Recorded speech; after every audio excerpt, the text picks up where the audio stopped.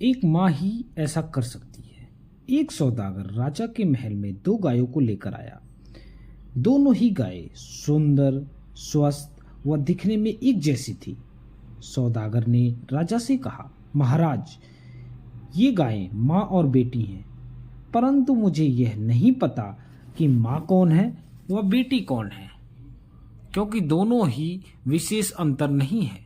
मैंने अनेक स्थानों पर लोगों से यह पूछा, किंतु कोई भी इन दोनों में माँ बेटी की पहचान नहीं कर पाया।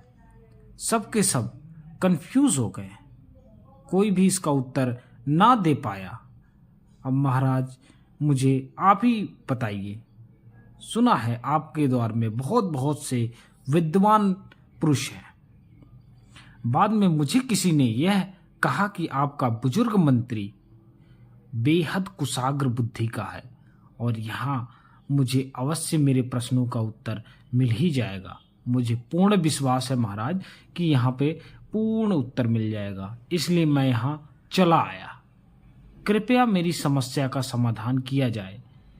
यह सुनकर सभी दरबारी मंत्री की ओर देखने लगे।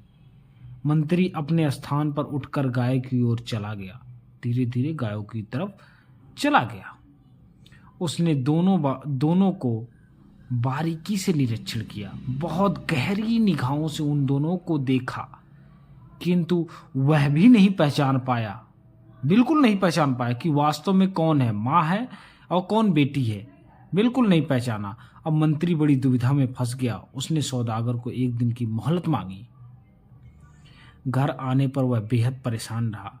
उसकी पत्नी इस बात को समझ नहीं पाई। उसने जब मंत्री से परेशानी का कारण पूछा तो उसने सौदागर की पूरी बात बता दी।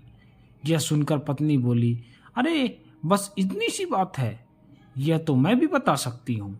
अगले दिन मंत्री अपनी पत्नी को वहां ले गया जहां गायें बंधी थी।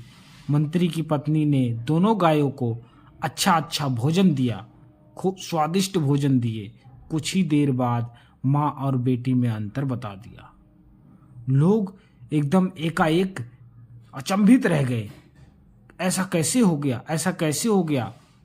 मंत्री भी हैरत में पड़ गए थे, वो भी उत्तर नहीं दे पाए, लेकिन इन्होंने इतनी जल्दी इसका उत्तर कैसे दे दिया?